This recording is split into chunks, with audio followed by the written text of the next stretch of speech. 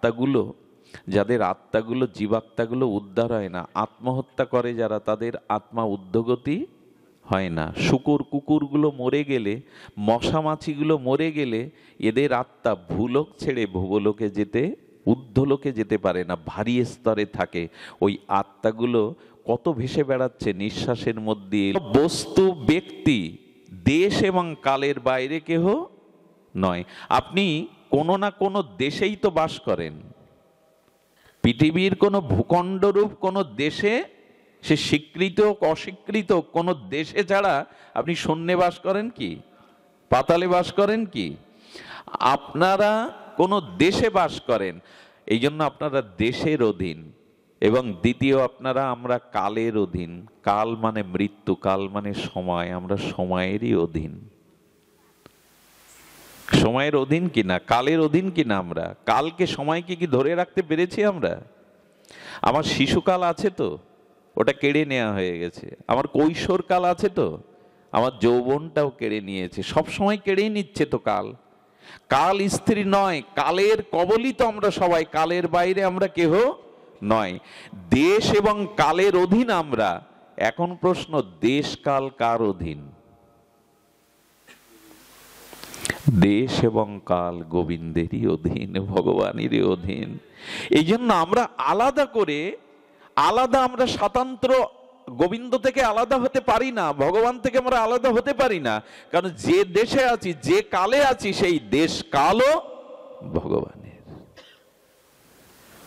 আলাদাটা আমরা হতে পারি না, তবু মনের থেকে আমরা অনেক দূরে সরে গেছি মায়ার কারণে, গোবিন্দকে স্মরণ করি না।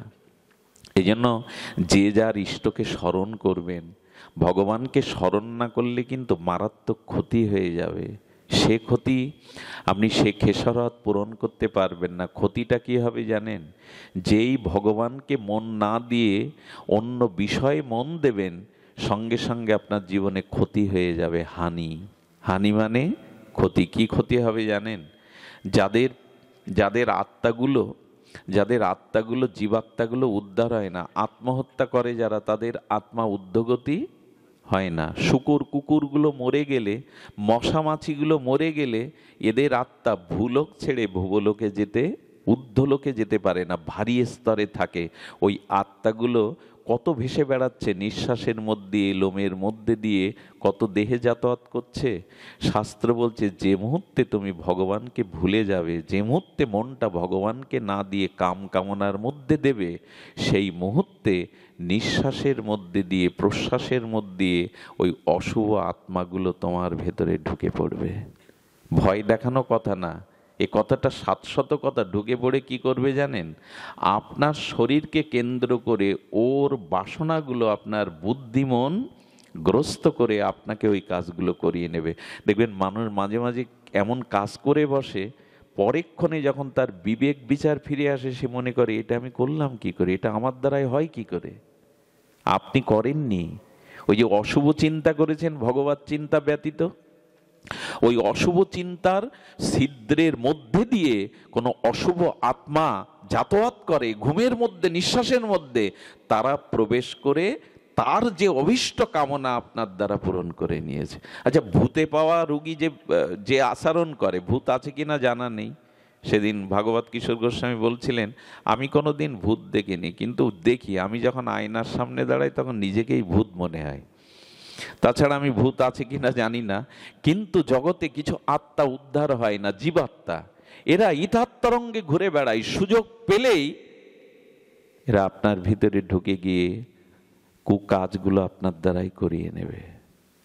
এই জন্য ক্ষতি হয়ে যাবে। ভগবত চিন্তা ছেড়ে দিলে, নাম ছেড়ে দিলে, বিষয় চিন্তা করলেই যে আপনি কোনো একটা ক্ষতি হবেই। ওই যে ঘরটা বন্ধ করা, কিন্তু জানলারেতে যে ভ্রমর ছিদ্র করেছিল, ওই ছিদ্র দিয়ে দেখবেন সূর্যের কিরণটা কিভাবে তেজময় হয়ে ঢোকে। ঘরের স্তরণগুলো দেখা যায় ওই আলো, এত তীব্র বিকিরণ হয়।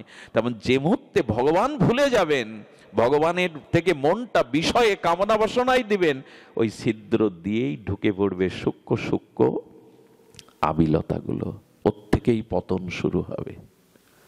এই জন্য স্ব ইষ্ট চিন্তা করতে হবে, ভগবানের চিন্তা করতে হবে। আর এই চিন্তাটা ধরে রাখতে গেলে নামই হলো প্রধান, ভগবানের নাম, নামটাই হলো এখানে প্রধান। যে কোনো উপায়ে, কেনা উপায়েন মনকৃষ্ণ নিষেবায়, যে কোনো উপায়ে মনটা ভগবানকে দিয়ে দিন। যদি দিতে পারেন তবে আপনার আত্মকল্যাণ অবশ্যম্ভাবী। এই জন্য শাস্ত্র বলছেন যে কোনো উপায়ে দিন ভগবানকে মন। ক্ষতি তো আমাদের হয়ে গেছে, ক্ষতি আমাদের হয়ে গেছে। ক্ষতি কেন জানেন? ক্ষতি হলো এই জন্য, শাস্ত্র কি বলেছেন? গোপীগণ একটা শব্দ বলেছিলেন, বলেছিলেন অধরম অধর অমৃতম। গোপী বলছেন জীবনকে যদি ধন্য করতে হয়, তাদের প্রাণনাথ, তাদের মধুরাতি মধুর বিগ্রহ, প্রাণের অভিরাম মনোরম দেবতা, তারা অনিন্দ সুন্দর, তাদের ব্রজনাথকে বলছেন হে দ্বৈত, হে হে সুন্দর, হে মনোহর। কৃষ্ণকে বলছেন তোমার অধরামৃত কবে আমরা পান করব। এই কথাটির একটু সামান্য ব্যাখ্যা, খুব মার্মিক তত্ত্ব কথাটি, গোপীকৃত কথা। তো গোপীরা বলছেন তোমার অধরামৃতর অধিকার আমরা কবে পাব। অধরামৃত মানে গোবিন্দের অধরের, ওটাকে অমৃত বলছেন। তোমার অধরামৃত কবে আমরা পেয়ে নিজেকে ধন্য করতে পারবো। গোপীগণ বাঁশিকে জিজ্ঞাসা করছেন, বংশীকে। কাকে জিজ্ঞাসা করছেন? আচ্ছা তোর এত ভাগ্য কিসে হলো বলতো? দেখবেন সব যন্ত্র হাত দিয়ে অন্য কিছু দিয়ে বাজানো যায়, কিন্তু বাঁশি একমাত্র অধরে স্পর্শ করতে হয়, তা নাহলে বাঁশি বাজে না। এই জন্য মনের সংবেদনশীল অনুভূতিগুলো বাঁশিতে যতটা প্রকাশ হয় অন্য যন্ত্রে ততটা। এখনো মধ্যরাত্রে কেউ যদি রাগ রাগানির দ্বারা যথাযথ বংশীধ্বনি করতে পারে, প্রাণ উচাটন হবে না এমন কেউ নেই। বিশেষ করে মায়েদের মন তো উচাটন হবেই।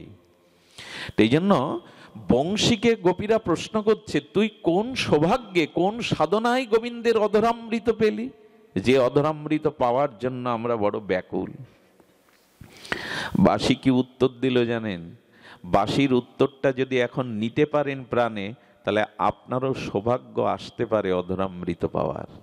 আপনিও গোবিন্দের অধরামৃত পেয়ে জীবনকে ধন্য করতে পারবেন। অধরামৃত না পেলে জীবন সিঞ্চিত হবে না। দেখুন গোবিন্দ বংশীধ্বনির পরে যমুনার জলে বাঁশিটা ধুয়ে নিতেন মাঝে মাঝে। সেই ধোয়া থেকে গোবিন্দের অধরামৃত বংশী ছিদ্রের মধ্যে যেটুকু অধরের অমৃত থাকতো, ওইটা যমুনার জলে পড়ার সাথে সাথে তরঙ্গায়িত যমুনার জলের কি করত, যমুনার জলগুলো তীরে যে বৃক্ষের গায়ে লেগে যেত, সঙ্গে সঙ্গে তারা ফুলো ফলে পল্লবিত হয়ে যেত, বাতাসে মধু বারতা বইত, ওইটুকু অধরামৃতে। অধরামৃত কেমন শুনবেন? পুতনার স্তন গোবিন্দের ঠোঁটে দিয়ে দিল না? পুতনা বুকে কি নিয়ে গেছিল মা? বিষ। আর ওর অন্তরে কি ছিল? পাপের বিষ। বালক ঘাতিনী, শিশু ঘাতিনী, রুধির সনা। পুতনা তো অপবিত্র, তার হৃদয়ে পাপ আছে, আর স্তনে আছে কালকূট বিষ। কিন্তু গোবিন্দের অধরটা যেই স্তনে স্পর্শ করালো, পুতনার মৃত্যুর পরে কি হয়েছিল জানেন? তার দেহটা এত বড় যে কেটে কেটে চিতায় দেওয়ার পরে যখন চিতা জ্বলছে, তখন দিব্য অপার্থিব চিন্ময় লোকের একটা সুগন্ধ সমস্ত ব্রজে মাতাচ্ছিল। সবাই প্রশ্ন করছে পুতনা পাপী, সে বালঘাতিনী, শিশু হত্যাকারিণী, তার অপবিত্র রাক্ষসী দেহ থেকে চিন্ময় বৈকুণ্ঠের দিব্য গন্ধ কেন আসছে? বলেন গোবিন্দের অধরামৃত যে লেগে গেছে ওর স্তনে। অধরামৃত, অধরামৃত লেগে গেছে। কি অপূর্ব দেখুন, পুতনার মতো রাক্ষসীর আর বিষ পানকারিনীর দেহটা যদি দিব্য চিন্ময় গন্ধ সুগঠিত হয়, আমোদিত হয় চন্দন কর্পূর গন্ধে, তাহলে গোবিন্দের অধরামৃত যে পেয়েছে সে কি হয়ে যায়? এগুলো খুব চিন্ময় কথা, বোঝানোর কথা না, অনুভূতি ছাড়া বোঝা যাবে না। গোপীগণ এমনি চাননি তোমার অধরামৃত কবে পাওয়ার ভাগ্য পাবো। এ তাপিত জীবনকে, এ তাপিত শোকময় জীবনকে কবে পরিতৃপ্ত করব, তোমার অধর অমৃত, তবে এটা স্বর্গের অমৃত না, এটা তোমার অধরম মৃত। তো বাসি বলছেন, তুমি যদি আমার স্বভাবটা নিতে পারো তাহলে তুমিও গোবিন্দের অধরের অমৃত পান করতে পারবে। বাসি কি বলল জানেন? আমি একদিন স্ত্রী পুত্র পরিবার নিয়ে পরিবারেই ছিলাম, বাঁশ, যে বাঁশটা দিয়ে বাঁশি হলো সেটা কোথায় ছিল? ঝাড়ের মধ্যেই তো। বাঁশ কোথায় থাকে? একা আলাদা থাকে? ঝাড়ের মধ্যে থাকে। তার মানে আমি সংসারে স্ত্রী পুত্র কামনা বাসনার মধ্যেই ছিলাম। কোনো তত্ত্বজ্ঞ, এখানে গুরুর কথা বলছে, কোনো তত্ত্বজ্ঞ আমাকে কেটে ওদের থেকে আলাদা করলো।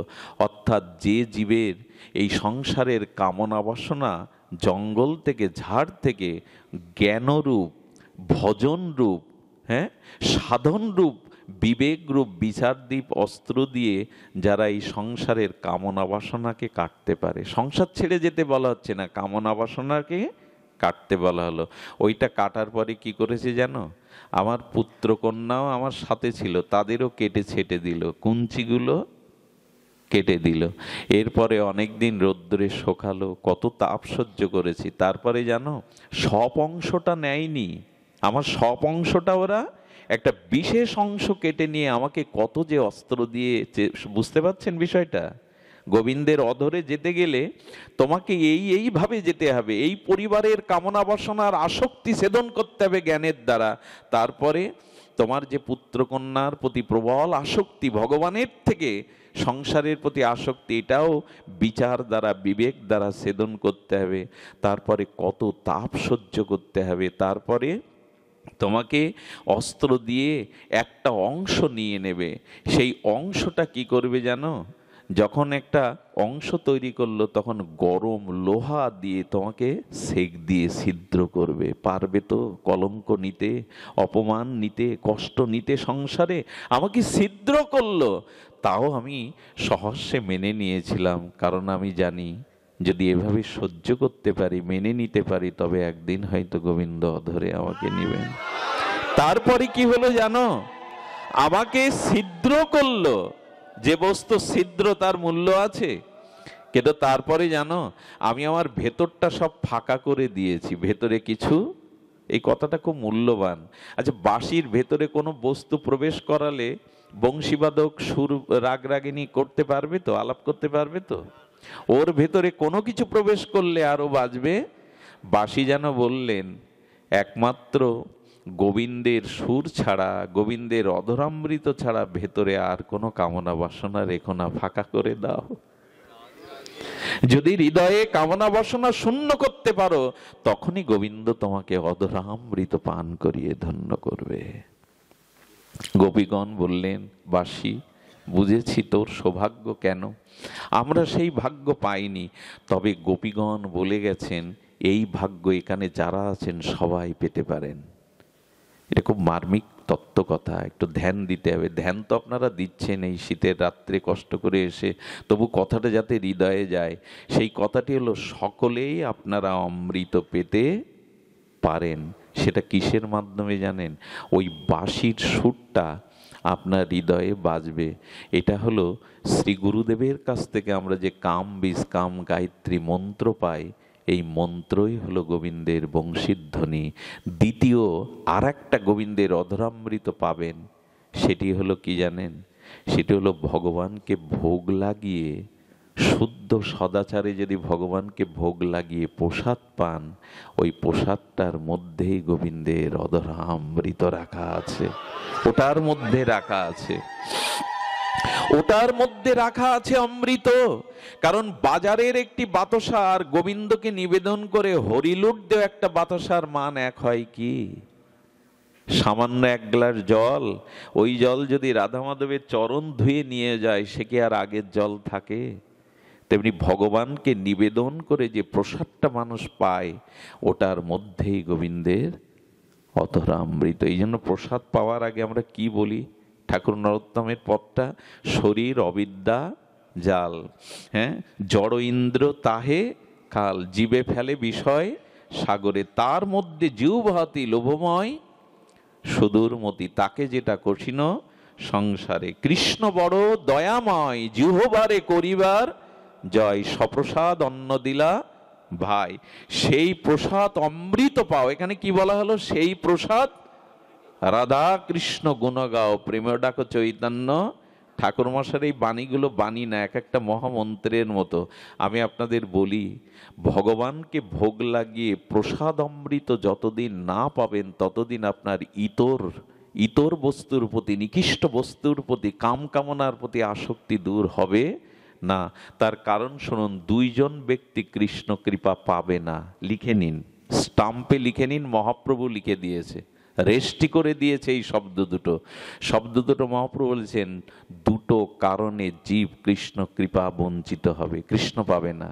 সেই দুটো কারণ হলো, জিহ্বার লালসাই যে ইতি উতি ধায়, জিহ্বার লালসাই যে ইতি উতি ধায়, শিষ্ণ উদর পরায়ণ কৃষ্ণ নাহি পায়। যার জিহ্বার লালসা আর যার কাম বেগ দমন হয়নি, এই দুই ব্যক্তি কোনো কল্পেই ভগবান পাবে না। এটা মহাপ্রভুর বলা। জীবনের সব থেকে বড় সর্বনাশ, সে শরীরের মনের সর্বনাশ ডেকে আনে জিহ্বার লালসা। আজ পর্যন্ত মানুষ যত নিচে নেমে যায় তার প্রধান কারণ এই দুটি, কাম এবং জিহ্বার লালসা। কোন সাধককে এই দুটি জিনিস নিয়ন্ত্রণে আনতে হবে।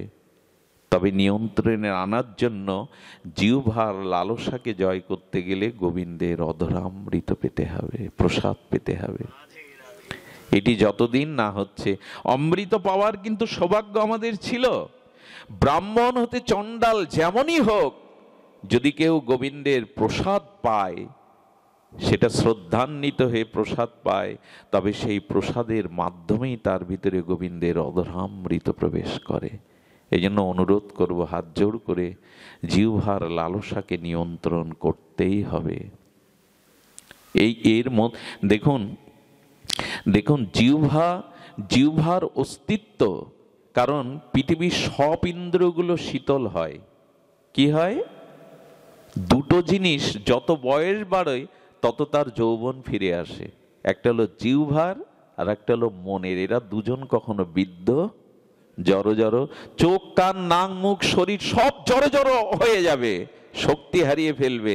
এই দুটো শক্তি বেড়ে যাবে। কিছু মনে করবেন না, বৃদ্ধ হলেই আরো জিহ্বার লালসা বেশি বাড়ে। অপরাধ নিলেন কি বয়স্করা? না, অপরাধ নিয়েন না, কারণ জিহ্বার যৌবনত্ব কমে না। আর মৃত্যুর সময় শরীর ইন্দ্রিয় অবশ হলেও মন থাকে যৌবনাবতী। মন কখনো বৃদ্ধ হয় না। তো মনে থাকে কাম, আর ইন্দ্রিয় রূপ জিহ্বা আমাদেরকে বিপদগামী করে। তাই অনুরোধ করব, একটু প্রসাদ পান, আর একটু মনটাকে, কামটাকে জয় করবার জন্য নামটাকে, যেথান রাম সেথা নাই কাম। যেখানে নাম আছে এখানে কাম থাকতে পারে না। দুটোর একটা। সূর্যে কখনো অন্ধকার আসবে না, যেখানে রাম আছে সেখানে কাম নাই, আর যেখানে কাম আছে সেখানে রামের দেখা নাই। অনুরোধ করব, এই দুটো জিনিস নিয়ন্ত্রণের মাধ্যমেই নাম ফলবিত হবে, গোবিন্দের অধরামৃত পাবে। তো সময় অনেক চলে গেছে, আসুন আমরা গোবিন্দের জন্য একটুখানি তার সাথে যুক্ত কিন্তু আমরা আছি। মাঝখানে যে সেটটা পড়েছে, আসুন আমরা সেই সেটটাকে ঘুচিয়ে গোবিন্দকে নিজের করি, গোবিন্দকে আমার করি। কেন করবেন না? কেন করবেন না? গোবিন্দ আমাদেরই। সেই আমাদেরই গোবিন্দের জন্য একটু প্রাণ ব্যাকুল হওয়া দরকার। পুত্রের জন্য, কন্যার জন্য, স্ত্রী পুত্রের জন্য যে ভালোবাসাটা দিয়েছেন। আচ্ছা, এই মালাটা যে মাতাজি করে এনেছেন, একটা ফুলে কি মালা হয় কখনো? আচ্ছা, এক গাছের ফুলেও কি এটা হয়েছে? এক গাছের ফুলে এটা হয়নি। অনেকগুলো ফুল গাছ থেকে চয়ন করে একটা সুতাতে গ্রথিত করেই মালা হয়েছে। গোবিন্দ কি বলছেন জানেন? সর্বশেষে এটি বলেই পাঠ বিশ্রাম। গোবিন্দ বললেন কি, যে ভালোবাসাটা আমাকে না দিয়ে স্ত্রীকে, পুত্রকে, দেহকে, ধনসম্পদকে, মান সম্মানকে দিয়েছ, ওই যে সুতা গেঁথেছ মোহমায়ার মালাতে, ভালোবাসার মালা গেঁথেছ, ওর মধ্যে একটা ফুল আমি হতে পারি না, ওদের মতো ভালোবাসা আমায় একটু দিতে পারো না? ওইটুকুই দাও, আমি বেশি দাবি করছি না, অন্তত ওইটুকু ভালোবাসা তুমি আমাকে দাও। অনেকগুলো গাছ থেকে যেমন ফুল দিয়ে মালা করেছো, তুমি যাদের ভালোবেসেছো ওই ভালোবাসার একটুখানি আমায় দাও। এটুকু তাকে দিতে পারি না? এটুকু যদি না দেই বড় ভুল হয়ে যাবে। ভুল তো হয়েই গেছে জীবনে। তাকে ভালো না বেসে যাদের ভালোবেসেছি তারা ভালোবাসার মূল্যায়ন করেনি। একটা জিনিস জানুন, যাকে যত বেশি ভালোবাসবেন পৃথিবীতে সব থেকে বেশি আঘাতটা তার কাছ থেকেই আসবে। এটা নিয়ম। এই জগতে যাকে যত বেশি ভালোবাসবেন আঘাতটা তার কাছ থেকেই বেশি আসবে, এটা নিয়ম। এই জন্য গোবিন্দকে ভালোবাসার নমুনা কোথাও নেই, ব্রজে ছাড়া নাই। গোপীদের মাঝে, ব্রজবাসীদের মাঝে ছাড়া এই ভালোবাসার দৃষ্টান্ত কোথাও নাই।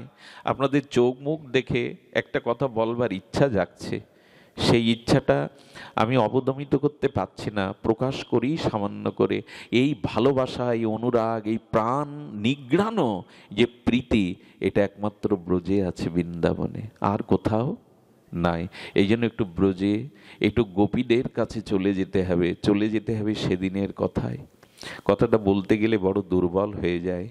ডাক্তার বলেন তোমার চোখে লেন্স পরাতে হবে, জল ঝরিও না আর, কিন্তু চোখ তো বাধা মানে না।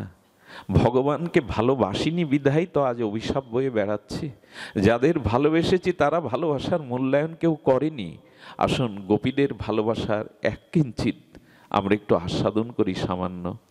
যেদিন অক্রুর এসেছিল না গোবিন্দকে নিতে, অক্রুর যেদিন রথ নিয়ে এলো, ওই দিন সকালের সূর্য ওঠেনি, চারিদিকে পূর্ব দিগন্তটা একটু ফর্সা হয়েছে।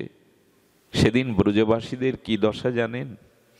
গোবিন্দ অক্রুরের রথে উঠে ব্রজ থেকে বিদায় নেবে। এই জন্য সেদিন ভোরবেলা গাভীগুলো কৃষ্ণের দিকে চেয়েছে, তাদের চোখ দিয়ে দরদর করে প্রেমাশ্রু পড়ছে। প্রাণনাথ, আমাদেরকে তো কেউ ভালোবাসেনি, আমরা পায়ে পাদুকা পরি না বলে তুমি নন্দ রাজার রাজ পরিবারে এলেও আমরা গাভীগণ পায়ে পাদুকা দেই না বলে তুমিও কোনোদিন বৃন্দাবনে পাদুকা পরনি। তোমার বংশীর ধ্বনিতে গোষ্ঠে আমাদের নিয়ে গেছো। গাভীগুলো কাঁদছে আর বলছে, কৃষ্ণ বলতে পারো কাল থেকে বংশীর ধ্বনিতে কে আমাদের ব্রজে নিয়ে যাবে? তুমি তো বিদায় নিচ্ছ, কে নিয়ে যাবে বলতে পারো? আপনারা জানেন রাধারানী এবং কৃষ্ণের পক্ষ নিয়ে সুখসারী তারা তাদের ঝগড়া বলবো না, কীর্তনই করত। সুখসারী গোবিন্দের দিকে চেয়ে নীরব হয়ে গেছে। কে যেন বলছেন, সুখ আর গাইবে না, রাধা মাধবের দ্বন্দ্ব আর করবে না। বলে যার জন্য গান গাওয়া সে যদি ব্রজ থেকে চড়ে যায়, কার জন্য গাইবো বলতে পারো? শ্যামকে নিয়েই তো আমাদের গীত। শ্যাম যদি না থাকে কার জন্য গাইবো? সুখসারী নীরবে অশ্রু ফেলছে গাছের শাখা পড়ে। মাঝে মাঝে তাকিয়ে দেখছে ফুলগুলো প্রভাতে ফুটছে না, গোবিন্দ চলে যাবে, প্রাণনাথ ব্রজনাথ ব্রজ থেকে বিদায় নেবে। তাই ফুলদলে ফুলগুলোও যেন প্রকাশ হতে বাধা হয়ে দাঁড়িয়েছে। ফুলগুলো শোকে কাতর হয়েছে, তুমি চলে যাবে। এই যদি ওদের দশা হয়, নন্দ বাবার কি হচ্ছে, যশোদা মায়ের কি হচ্ছে? যশোদা মা মূর্ছিত হয়ে মেঝেতেই পড়ে আছে। কৃষ্ণ চলে যাবে একথা বলার আগে প্রাণটাই যেন যশোদার হৃদয় থেকে বেরিয়ে যাচ্ছে। যশোদার কিন্তু নন্দ বাবা তো কর্তব্য করবেন। এই যদি এদের দশা হয়, গোপীদের কি দশা হয়েছে জানেন? রাধারানীকে ঘিরে ললিতা বিশাখা সখীগণ বসেছে। রায় রায় ঠাকুরানী শুনেছিস? আচ্ছা রাধে, তুই বলতো, যেদিন অক্রুর মহারাজ আমাদের প্রাণনাথকে রথে করে নিয়ে যাবে, সেই রথের চাকাই তো ব্রজভূমি দ্বিখণ্ডিত হয়ে যাবে, ফিরে যাবে। আচ্ছা, যে রথে কৃষ্ণ বিদায় নিচ্ছেন সেই রথের চাকায় যদি ব্রজভূমি ব্রজ মাটি দ্বিখণ্ডিত হয়ে যায়, রাধে আমার বুক কেন ফেটে যাচ্ছে না কৃষ্ণ চলে যাবে বলে? আমি কি মাটির থেকেও কঠিন হয়ে গেছি? ললিতা বলছে। বিপক্ষা চন্দ্রাবলী মালা গাচ্ছিল কৃষ্ণের জন্য। পদ্মা গিয়ে বলছেন, কার জন্য মালা গাচ্ছিস চন্দ্রা? কার জন্য মালা গাচ্ছিস? যার জন্য গাথা মালা সে তো আজ অক্কুরের রথে চড়ে বৃন্দাবন ছেড়ে চলে যাবে। মালাটা খসে পড়ল, যার জন্য মালা সে যদি চলে যায়, কার জন্য মালা গাথা? কিভাবে অনুরাগে ভালোবাসলে এই অনুভূতিগুলো জাগে। গোপীগণ এক জায়গায় বলছেন, না আমরা কৃষ্ণকে যেতে দেব না। ললিতা, বিশাখা, সমস্ত শোকে বৃন্দ, ব্রজ সুন্দরী ততিগণ একত্রিত হয়ে বলছে, রাধা তুই নীরব কেন? রাধা তুই নীরব কেন? তুই বল। আমাদেরই তো সর্বস্ব দেহ মন তাকে দিয়েছি, তবে আজকে কেন তার যাওয়ার পথে বাধা হয়ে দাঁড়াবো না? চল সকলে মিলে তাকে যেতে দেব না। আর এক গোপীগণ তখন বলছেন, তা হয় না, আমরা কুলবধূ, আমরা কারো ঘরের বধূ। আমাদের শ্বশুর কুল গুরুজনরা কৃষ্ণ বিদায়ের জন্য ওইখানে গিয়ে দাঁড়িয়েছে, তার সামনে যদি আমরা কুল ধর্ম ত্যাগ করে, লাজ ধর্ম ত্যাগ করে, দেহ ধর্ম ত্যাগ করে, বেদ ধর্ম ত্যাগ করে কৃষ্ণের চরণ জড়িয়ে ধরে বলি যেতে দেব না চোখের জলে, এটা আমাদের সংসার ধর্ম, গৃহ ধর্ম, কুল ধর্ম নাশ হবে। আর এক গোপী তখন কেঁদে বলছেন, কুল নিয়ে কি করবি, মর্যাদা নিয়ে কি করবি? সব যখন অন্তরে অন্তরে তাকে দিয়েছে, আজ আর বাইরে ঢেকে কি করবি? সব তাকে দিয়ে আসি, চল। কুলমানশীল দিয়ে কৃষ্ণ পাওয়া যাবে না, এগুলো ত্যাগ করেই চল। লজ্জা, ঘৃণা, কুলধর্ম, দেহ ধর্ম, খুব সোজা কি এগুলো ত্যাগ করা? কে কি ভাববে, কে কি বলল, এই কুলধর্ম সব ত্যাগ করে চল, কৃষ্ণের চরণ জড়িয়ে ধরে চোখের জলে পথ পিচ্ছল করি, যাতে রথ যেতে পারে না। বললেন, ঠিকই বলেছি, লজ্জা নিয়ে কি হবে?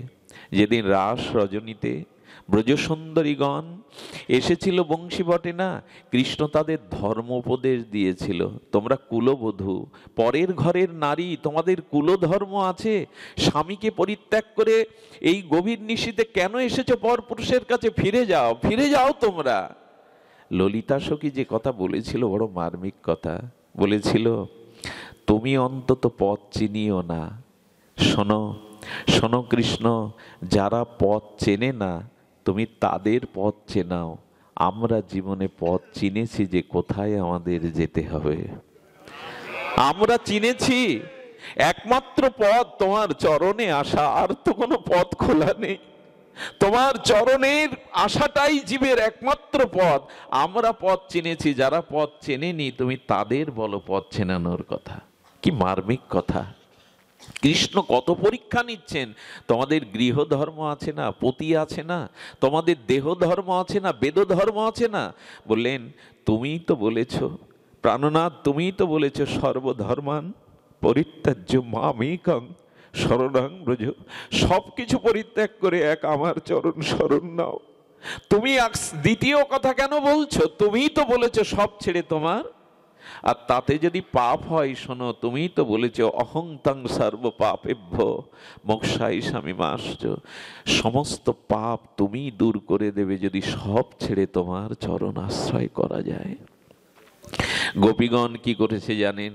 গোপীগণ সব কুলধর্ম, লাজ ধর্ম পরিত্যাগ করে তারা উন্মাদিনীর ন্যায় ছুটতে ছুটতে রথের সামনে দেহটা লুটিয়ে পড়েছে।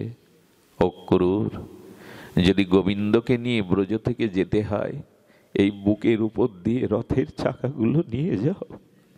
কারণ যাকে নিয়ে যাচ্ছ সে আমাদের দেহ না, সে আমাদের প্রাণ।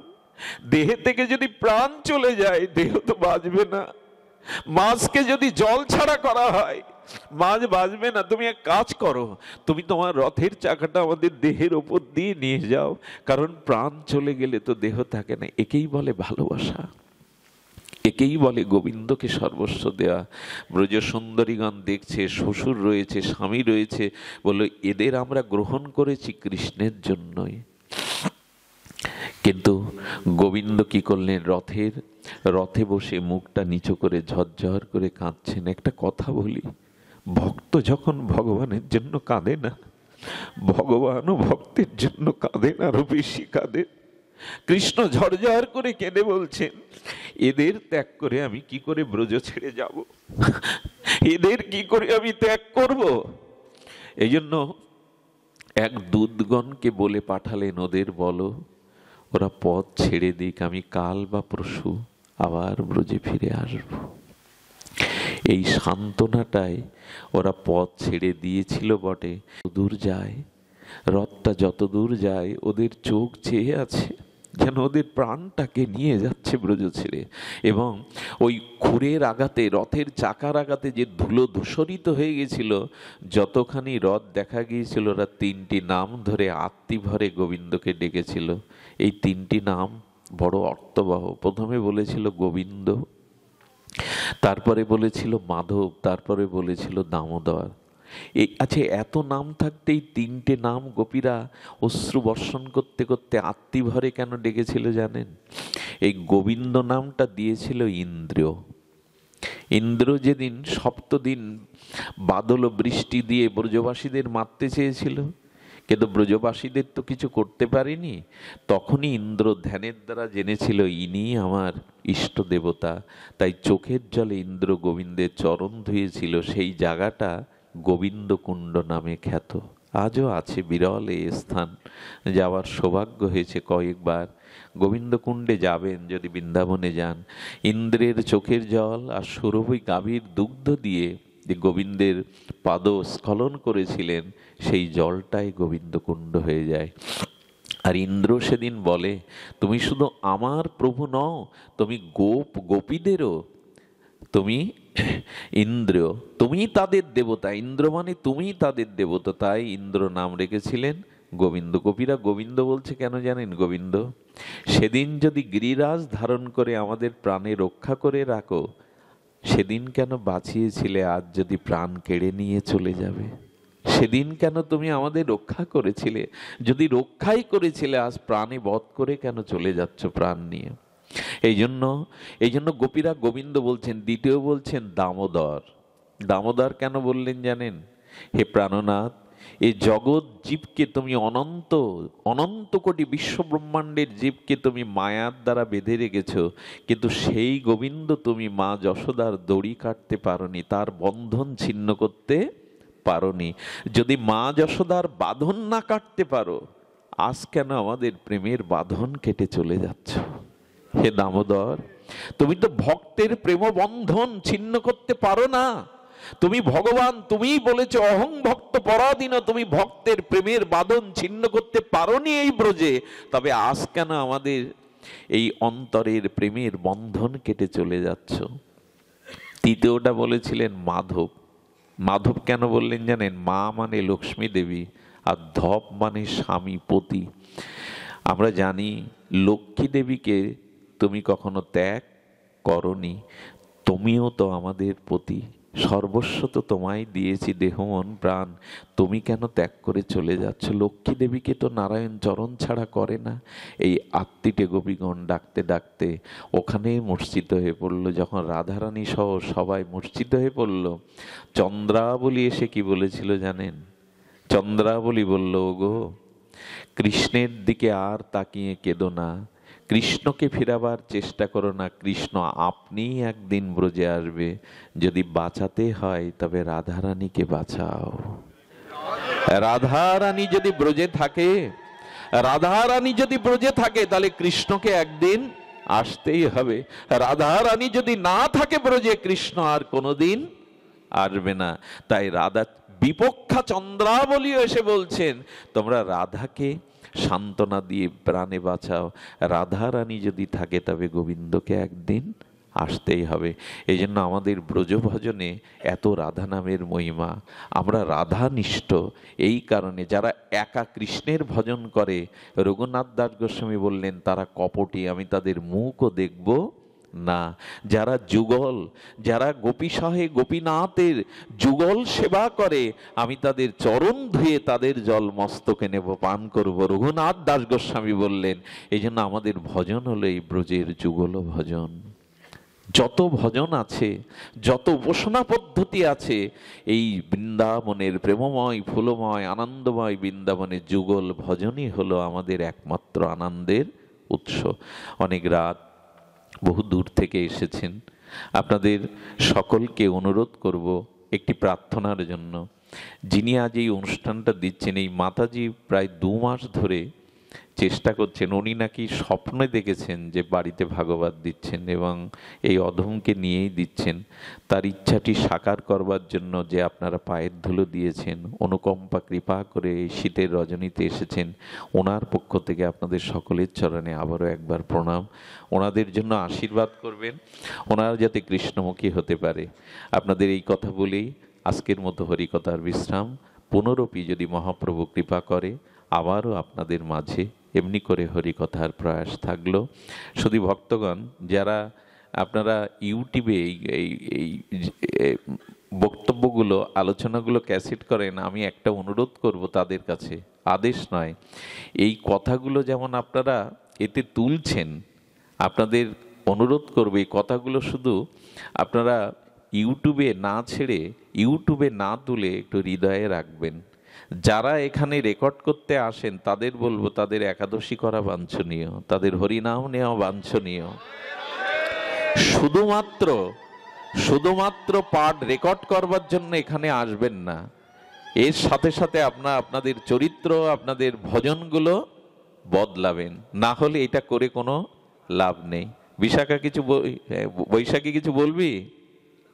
আয়, দুটো কথা বলেই ও পাঠ বিশ্রাম করছে। আপনাদের একটু ধন্যবাদ জ্ঞাপন করছে, 2 মিনিট আয় এসে বল কিছু। হরে কৃষ্ণ বাবা।